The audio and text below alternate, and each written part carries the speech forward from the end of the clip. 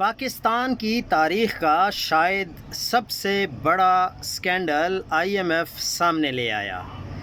جب آپ کسی سے قرضہ لیتے ہیں تو پھر وہ آپ کے اوپر نظر بھی رکھتا ہے اور آپ کی ڈاکومنٹیشن کو پراپرلی چیک کرتا ہے۔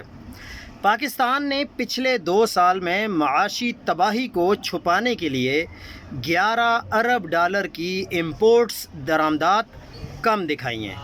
یعنی جو چیزیں پاکستان باہر کے ممالک سے اپنے ملک کو لے کر آتا ہے اور اس کے بدلے میں ڈالرز کی پیمنٹ ہوتی ہے، تو وہ پاکستان نے ٹوٹل 11 ارب ڈالر کم دکھائے ہیں اور تجارتی خسارہ اور کرنٹ اکاؤنٹ خسارہ بھی کم دکھایا ہے۔